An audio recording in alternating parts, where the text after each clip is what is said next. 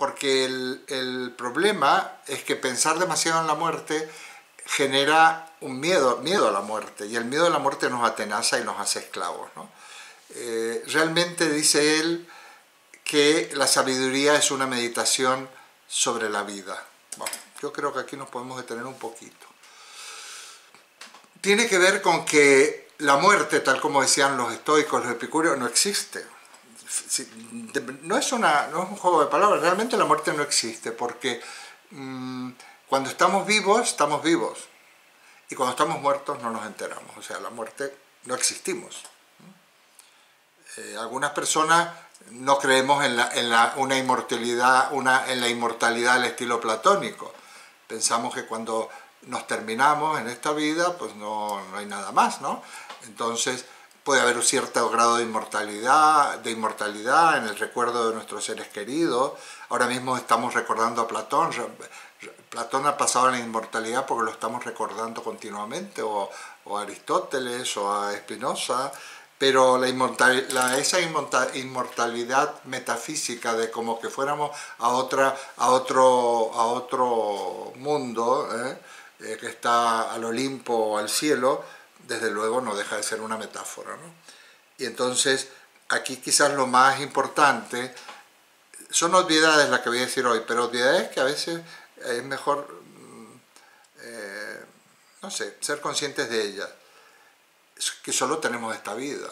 Yo sacaría aquí la conclusión de que solo tenemos esta vida, y que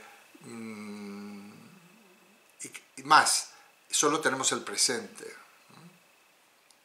Yo he tenido hace poco una interesante conversación con algunos colegas de México, con los cuales tengo justamente a partir de esta cuarentena una comunicación más intensa. Soy un poco noctámbulo y entonces me permite conectarme con gente que está despierta, porque no me puedo conectar con los de aquí que están durmiendo, y precisamente hablábamos de la importancia del vivir el presente. Ya sabemos que eso es muy repetido, pero hay que verdaderamente sentir que uno está viviendo el presente, ¿no? Yo, por ejemplo, morir que vivir esta vida sin sentido. Bueno, podría interpretarse de una manera pesimista, ¿no? Pero bueno, el tema de la muerte es un tema entonces que, por otra parte, yo creo que la persona medianamente equilibrada no vive atenazada por el temor a la muerte. Yo a veces pienso, por ejemplo, cuando yo recuerdo que fui una de las últimas personas que estuve con Carlos París, que estuve en mi casa, en la sierra, y prácticamente estaba por cumplir los 90 años. Él, a los 90 años, o mi madre, si uno aplicara la razón, decía, bueno, ¿cuánto me queda? ¿Cuánto me queda? Tendría que vivir aterrorizado. Entonces yo he visto con mucha satisfacción que la gente muy mayor vive como si fuera a seguir viviendo siempre. Y es feliz cuando realmente no está pasando por ninguna situación conflictiva o trágica, ¿no? Es feliz, hace proyectos, estaba escribiendo otro libro, dice, bueno, cuando venga el año que viene, cuando hagamos esta reunión, porque él iba mucho a las reuniones de filosofía que teníamos con Lidia Falcón. Entonces digo, aquí tiene que haber un mecanismo en los seres humanos que hace que, porque si no sería insoportable, contar los días que te pueden quedar si tienes 90 años, o 100, o 80, o incluso menos, porque cuando tienes 30 años no piensas estas cosas, pero a ciertas edades tienes que pensar que te queda mucho menos de vida que lo que efectivamente has vivido, ¿no? Tiene que haber aquí algún mecanismo que nos tiene que hacer pensar. Yo he dicho muchas veces, cuando me preguntan, bueno, pero ¿tuviste miedo? Yo no tuve miedo cuando me sentí mal. Estaba incómodo, muy molesto, pero no tuve miedo. Entonces, pero no es un mérito, probablemente sea un mecanismo que tenemos. Realmente lo que más tememos de la muerte, lo tengo en un texto más adelante, pero no sé si voy a llegar a esa parte, no es nuestra muerte, sino es la muerte de los seres queridos. Hay dos aspectos tremendos en la muerte: el sufrimiento individual, el temor al sufrimiento, y el temor y la muerte de los seres queridos. A quienes se nos han muerto personas muy cercanas, a veces no hemos podido ni siquiera llenar el hueco que han dejado, ¿no? Entonces eso sí que es el aspecto más negativo de la muerte, no nuestra propia muerte. Y también el otro aspecto es que podamos caer en un tipo de afección o enfermedad en donde suframos físicamente, mentalmente, que seamos dependientes, que molestemos, etc. Por eso yo espero que se apruebe pronto la ley de la eutanasia en España, porque me parece que el derecho a una muerte digna, no una muerte caprichosa, que diga, no, yo ahora me... No, con unas garantías jurídicas, médicas y demás, pero es muy importante porque si realmente estamos convencidos que no vamos a sufrir, sería el único escollo, ¿no? Si no vamos a sufrir, pues la muerte no existe de verdad. Lo que podría existir es el sufrimiento durante la vida, ¿no? Y en la vida hay probablemente demasiado sufrimiento, no menos que el de cualquier animal. Lo que pasa es que somos conscientes de ese sufrimiento físico real, miseria, dolor, carencia, enfermedades, pero también sufrimiento, vamos a llamarle espiritual, la soledad, el desamor, el abandono. Yo creo que lo peor de los ancianos, ya lo decíamos, es la soledad y el abandono en el cual a veces se sienten y se encuentran, ¿no? Bueno, fijaos, he dado unas pinceladas, pero he puesto aquí algo que esperanzador, porque creo que aquí está la clave, yo creo. El poeta nos da la clave, por lo menos a mí. Este es un poema emblemático que lo conocéis muy bien, de Armando Nervo, poeta mexicano, de Nayarit, me acaban de recordar, una amiga, una colega, que además vive en la calle Armando Nervo, lo sé porque le iba a mandar un libro, y entonces dice así, no está completo me parece, lo voy a decir, no lo voy a leer, este sí que me lo sé de memoria.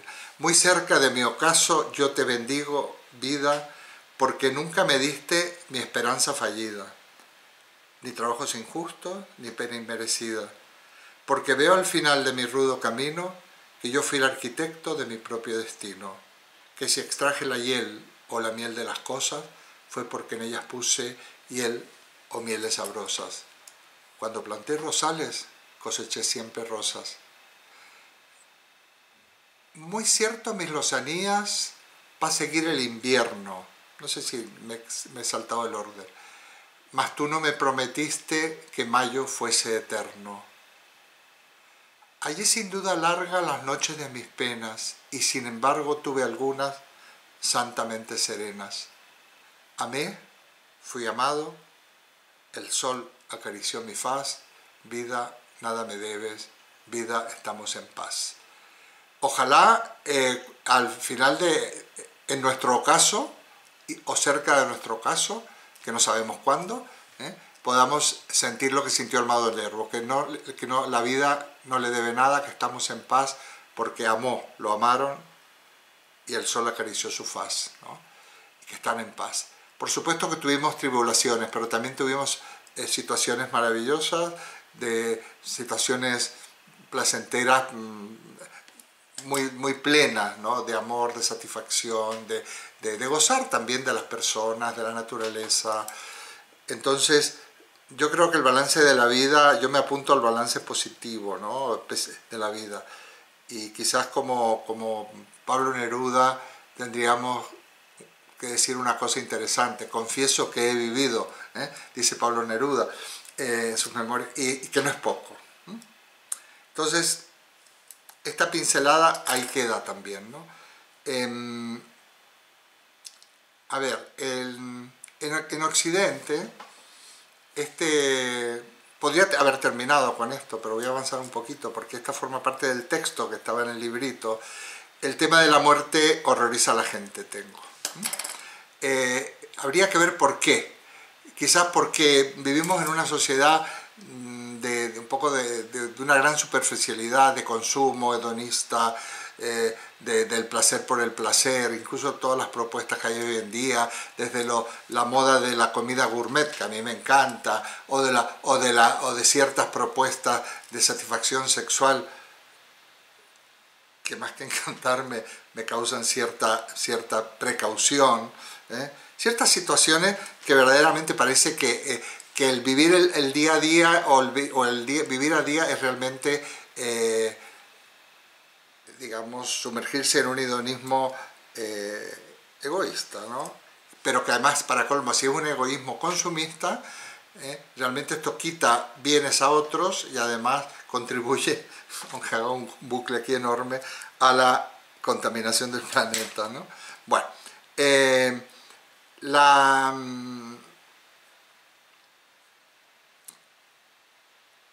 aquí me refiero a la muerte de los seres queridos y lo que habíamos dicho, que quizás el aspecto más grave y el peor de la muerte, ¿no?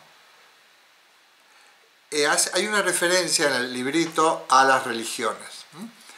Según Hobbes, las religiones derivan del miedo, y Freud también suscribe esta cuestión.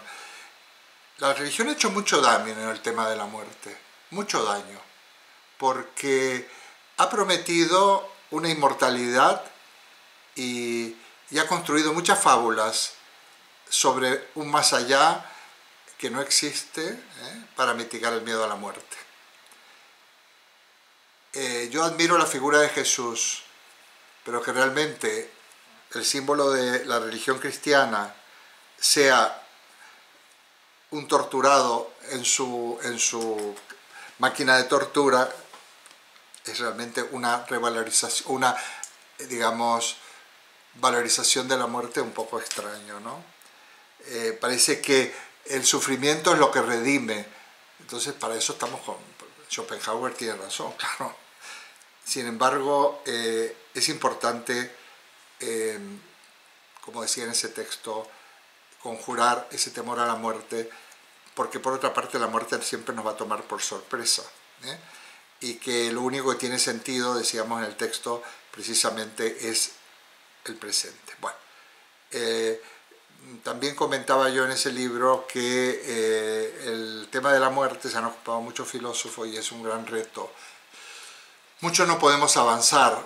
Yo este tema lo hubiera quitado, pero como está ahí, digo, bueno, voy a ser un poco valiente. Yo necesito horas para hablar de esto, necesito horas para hablar de esto, recordar cosas, y casi me voy a quedar aquí, ¿no? Y vamos a pasar al turno de preguntas, y por orden, ¿no? Hay alguien que se nos ha anticipado, que es Janine, que escribió y ha mandado 2 tandas de preguntas. Yo voy a responder. Y pregunta, Spinoza nos dice que si comprendiéramos nuestra mortalidad, ¿viviríamos mejor nuestra vida? Yo digo, sí, dice eso. Yo creo que si somos capaces de encajar el hecho de la muerte, el hecho de que somos mortales en nuestra propia estructura vital, viviremos más felices, porque podremos conjurar el miedo. La respuesta es sencilla, se podría profundizar más. La segunda pregunta dice, sobre Schopenhauer, yo lo he traducido al portugués, espero no haberme equivocado. Dice, colocamos la idea de inmortalidad porque somos incapaces de lograr la felicidad en nuestra vida. Por supuesto, Janine, por supuesto. Como precisamente somos infelices, tenemos privaciones, queremos vivir con la esperanza de que eso en algún momento lo vamos a tener. Yo pienso en Kant, que cuando él postula la inmortalidad del alma en la crítica de la razón práctica, dice, si no hubiera, dice él, tiene que haber un lugar allende este mundo, dice, en donde el ser y el deber ser se sinteticen. En el fondo, lo que yo quiero se haga realidad. Mi vida no tendría sentido sin ese lugar, sin que hubiera otra vida, viene a decir Kant. Y lo postula. No lo defiende, porque esa cosa es indefendible. La creencia, la fe es indefendible, pero la postula. Bueno, el gran Kant considera que verdaderamente sin inmortalidad la vida para él no tiene sentido. Bueno, ese para mí es un problema. Yo creo que la vida tiene sentido por sí misma, y que no vamos a ser inmortales y que la única inmortalidad en todo caso se consigue ensanchando la vida, porque la vida se puede ensanchar, ¿eh? Verdaderamente se puede vivir con plenitud ciertos momentos que realmente cuántas veces se puede hacer, ¿no? En una semana, en un fin de semana, en unos días, se puede hacer muchísimo. Por ejemplo, pensemos en algún viaje que hagamos, que a lo mejor hemos estado 3 días, una escapada, y resulta que hemos hecho muchísimas cosas, ¿eh? O una experiencia, no sé, de diálogo filosófico con la gente, o la asistencia a un concierto, o alguna película, en fin, la vida se puede ensanchar de muchas maneras. Para mí la manera fundamental es la acción, está en la acción. Como diría Santa Teresa, obras son amores y no buenas razones. Y va en la línea del amor amplio, en todos los aspectos. Para mí eso es vivir es amar y si amamos vivimos, ¿eh? Y ese es el gran mensaje de Jesús cuando dice: un solo mandamiento os dejo, amaos los unos a los otros. Entonces, no estoy haciendo religión. Yo debo ser la persona que no cree en el Dios metafísico más religiosa que existe, ¿no? Porque no creo en el Dios metafísico para nada, no creo en la existencia de Dios y sin embargo tengo un corazón cristiano. Hay un texto que me pone Janine, que no he entendido muy bien el título porque no lo he podido traducir. Dice: ¿qué es la vida y qué es en Dios? A lo mejor le vamos a preguntar que nos lo aclare. Yo lo voy a leer y a ver qué nos quiere decir. Le vamos a dar la palabra, ¿eh? Por lo tanto, dice: entendemos por vida la fuerza por la cual las cosas perseveran en su ser. Hasta ahí estamos de acuerdo. Y dado que esta fuerza es distinta de las cosas mismas, decimos correctamente que las cosas tienen vida. Pero como la fuerza por la cual Dios preside en su ser no es más que su esencia, tienen razón quienes dicen que Dios es vida. Yo lo voy a contestar muy pronto. Spinoza es panteísta, en el buen sentido. Bueno, panteísta es un buen sentido, pero panteísta es porque todo es divino. Yo prefiero decir que todo es sagrado y que Dios está en todo y que Dios es la vida. Si es eso lo que Janine nos sugiere, de que Dios es la vida y lo sagrado es la vida, yo estoy plenamente de acuerdo. A veces buscamos a Dios